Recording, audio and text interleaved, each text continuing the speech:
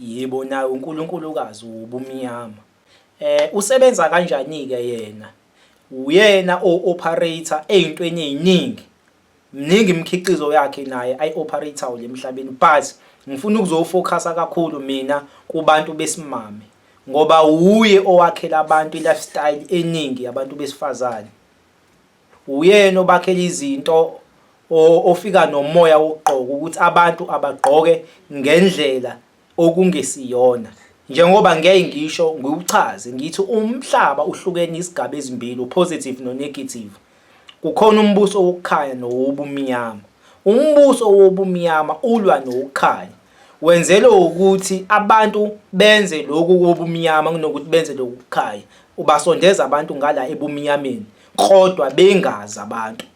So nakhona-ke lo nkulunkulu lona yena njengoba umdali wayefisa ukuthi abantu begqoke ngengubo efanele.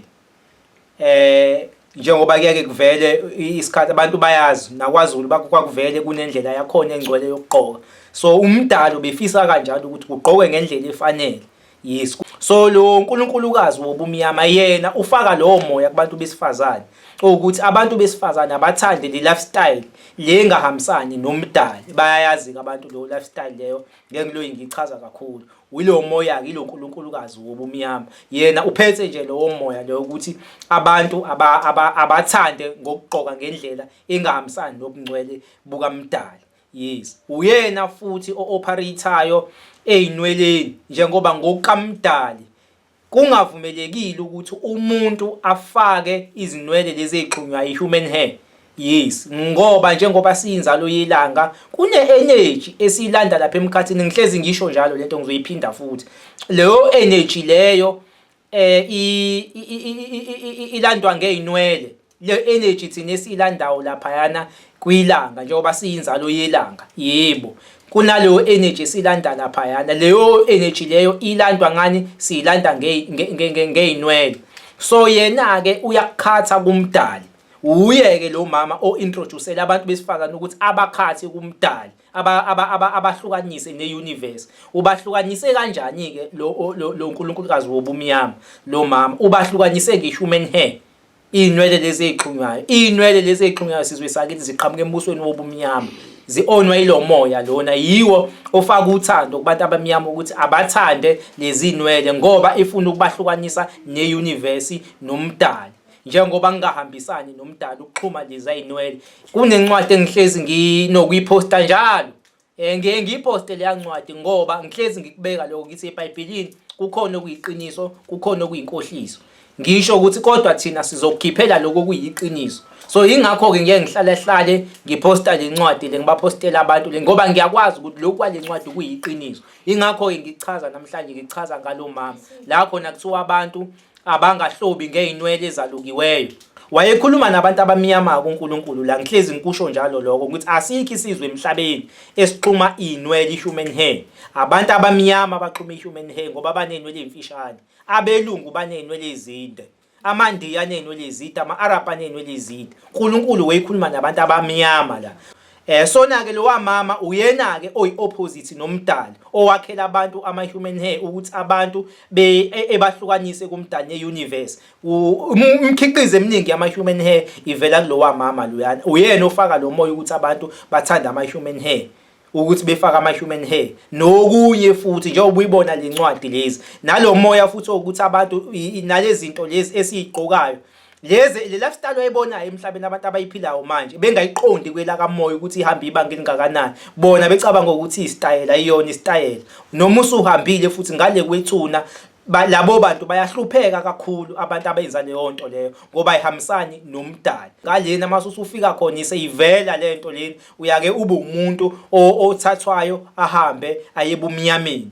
Yes, uyavalelwa uba sebumnyameni ngokwenza kwakho leyo nto leyo into engahambisani nomdali. So ngeke ngibaluleke abantu bangibonise ngathi mina ngiyahlanya mangibatshena ukuthi hayibo nciphisani kulomkhiqizo lona. Lo mkhiqizo uqhamuke ebumnyameni. Baningi abantu engeke ngibabone futhi bebakhuza abantu ko TikTok ukuthi hayibo lo mkhiqizo uqhamuke ebumnyameni bethukwa.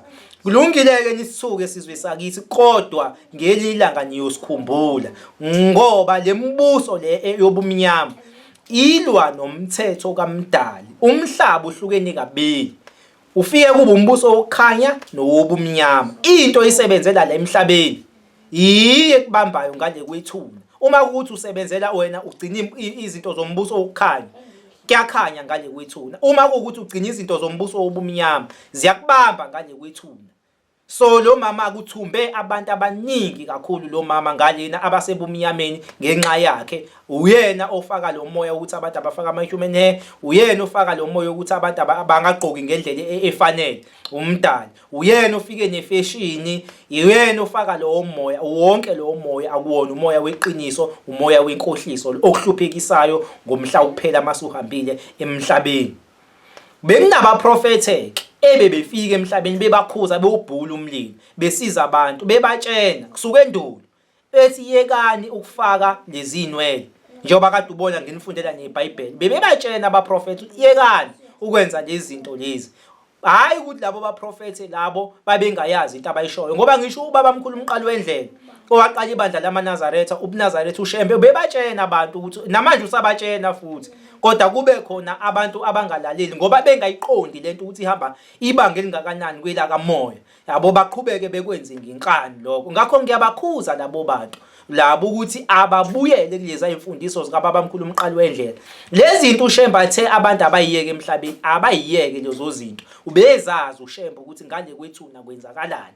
Ngoba kade ngichazela ngalezi inwele ukuthi abantu abafaka lezi inwele bayahlupheka ngale kwethuna.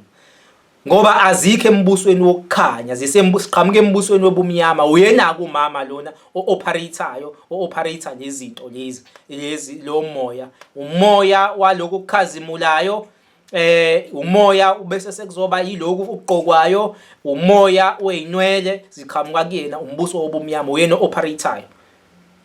Bese futhi ngiyadlula futhi ngiyayichaza futhi nalento ngoba mina into engizelela ngizosiza abantu abakholelwayo kodwa emfundisweni zami. Uma ungakholelwa emfundisweni zami, ungaphawula nokuphawula nje uzukhomente la ngizansi, ngivela ungidlule. Kodwa ngizosiza abantu asebefuna iqiniso, abaziyo ukuthi iqiniso lempilo abakholwa izinto esibatshena zona ukuthi no, umhlaba uyona ngale ndlela ubuka ngakhona, operate futhi ngale ndlela abantu abacabanga ukuthi operator ngawo. Njengoba nisibona la sithunjiwe inhlangano yobumnyama. Kodwa ke abantu abavuke befuna iqiniso ngalezi zinto lezi. Njengoba ubona silokhu sivusa abantu njena sibatshena izinto ezijulile ukuthi no, kwenzakalani kwela kamoya. Sina ke sizosiza abantu abanjalo mina. So mawukuthi nje lezi zinto engishoyo uyibona umuntu ogulayo, dlula. Ungaphawuli nalokuphawula uzukhomente nje, dlula. Kodwa bakhona abantu abayosizakala ngoba kufanele sithule. Yabona njengoba thina siyibone lezi zinto kwela kamoya ukuthi labantu laba abenza lezi zinto bayahlupheka. Fasibuye sothayimisa abantu sibatshene ukuthi no, ayihambi kanjeni emoyeni, lento ihamba kanje nakanje nakanje. Abantu abenza lezi zinto bayahlupheka kanje. Wena ke ngoba uqonda ukuthi umhlaba uyini nokuthi umhlaba usebenza kanjani, nasemoyeni ukuthi umhlaba wakhiwe kanjani, usebenza kanjani, uweke ozosithuka. Kodwa ke azizele wena ungidlula nje mina emavidini wami ngoba mina la ngizodila nabantu asebefuna ukujula, nabantu asethi sikhathele ukudlala abantu emhlabeni, sesifuna ukwazi iqiniso likaMdali nelemvelo nelikamveli nqangi ukuthi lento isebenza kanjani ngokomoya, futhi ukuthi emoyeni lento ihamba ibanga elingakanani. So mina ngizosiza abantu abanjalo ke. So ngiyabaluleka kakhulu abantu ngalezi zinto lezi ukuthi abayibhasobhe lezi zinto, akuyona ilento engicabanga ukuthi iyona. Umhlaba uhlukene isigaba ezimbili, umbuso wokukhanya nowobumnyama. Lo mbuso lo wobumnyama ulwa nokuthumba abantu. So baningi abantu abangenwa ile moya lena yobumnyama angani uyabo. So mina ngiyabathayimisa abantu futhi ngisazoqhubeka ngibathayimise ezintweni eziningi efola ngaphansi kombuso wobumnyama, kodwa abangazazi ezivela sengathi izinhle phambi kwamehlo ethu. Kodwa manje lezi zinto sithunjiwe ngazo, siqhamuke embusweni wobumnyama. Akuzona lezi nqwaba ziningi esazolokhu siveza nje, siqhathaza siveza. Kodwa ke decision is yours. Mina ngizosiza laba ababona lento esisho azikho, ba right nabo ngendlela yabo abaqhubeke. Kodwa wena osufuna ukuphuma kulomkhakha lona, nayi advice yami engifisa ukukutshena yona. Ngale nkathi uthatha isinqumo, first day nje uthatha isinqumo sokuthi namhlanje mina sengifisa ukugqoka kanje, uyibuka lento uyithanda nangale nkathi ufaka lezi zinto lezi uthi namhlanje mina sengifisa ukufaka lento leni ngalesikhathi wenza lonto uyithatha uyifaka lonto wawenza isifungo nalomama lona ungazi wena ufana nomuntu osayina icontract baningi abantu esibaziyo lemhlabeni ukuthi basayina ama contract nomubi kodwa abazi bona abanye bahlezi betbalwa nomubi kodwa basayina ama contract nomubi ngokwasemhlabeni bengazi baningi abantu esike sibabuye kodwa sizozama ukubavusa abantu kancane kancane nangulo mama ke futhi into kanjalo usuku usayine icontract naye wena ungazi ngale nkathi uthatha lo mkhiqizo wakho ufaka nje uyinika namhlanje usengifisa ukugqoka kanje manje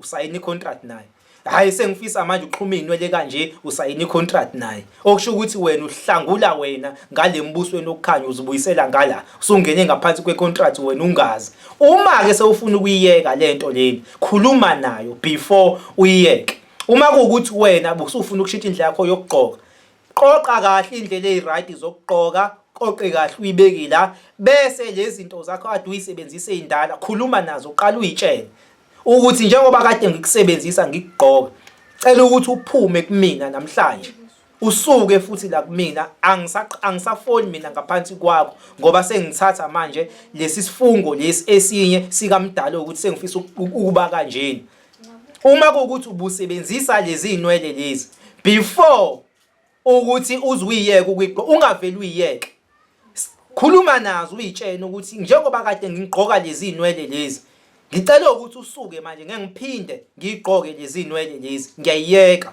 yabo ukhulume nalezo inwele lezo bese sewuyayiyeka kahle uma ungazange uzukwenze lokho kuukuthi lezi inwele lezi wena uyayiyeka kodwa awukhulumanga nazo icontract yakho usukufana njengomuntu ongakayinqamuli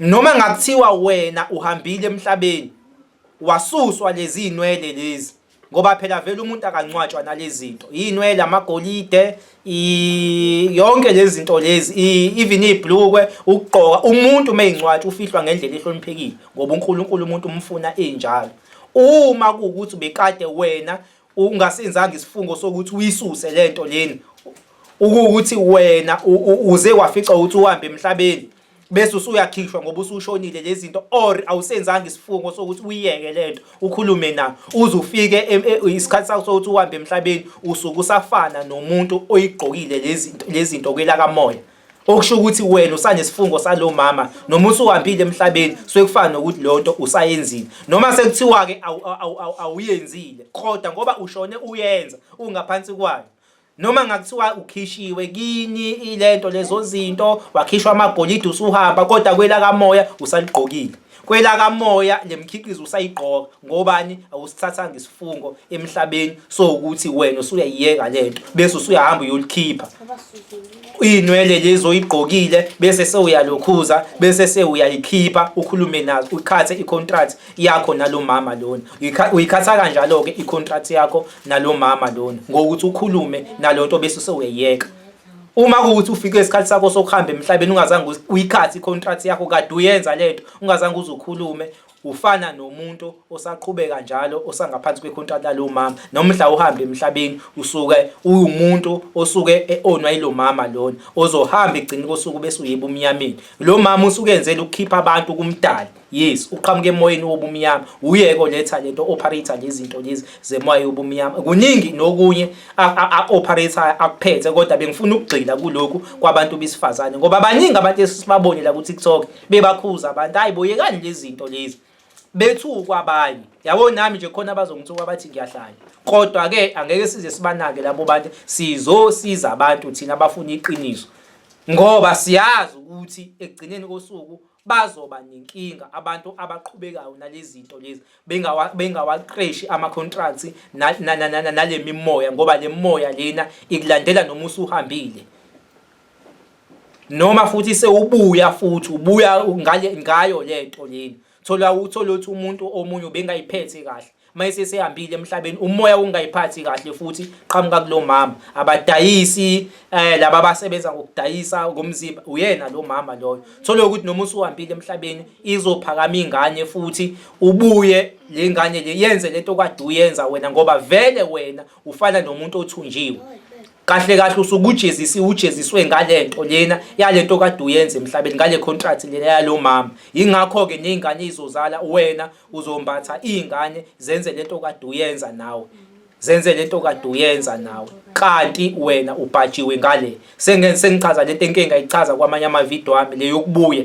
Yokuthi kunabantu ababuyayo behlupheka kodwa yes lo okuhlupheka ke kuqhubeka izizukulwane nezizukulwane. So ama-fallen angels ke or inhlangano yobumnyama isuke ifuna lokho ukuthi i-brand yawo ingapheli emhlabeni. Ngale nkathi ethumba abantu wena sewulahlwa ngalaphayana. Ngale nkathi ulokhu ubuya ngalezi zinto ezingcolile. Okusho ukuthi umhlaba lapho baya-ona ngoba manje kulokwanda izinto ezingcolile. Ma umuntu wahamba mhlawumbe uthi udayisa ngomzimba mayisebuya uzobuya ngaloku kungcola lokho bekhona ingane edayisa ngomzimba angani uyabo. So isathanism ke iyake isizakale kakhulu yona ngoba igcina ibrand yawo emhlabeni lokhu iphila ingunaphakade.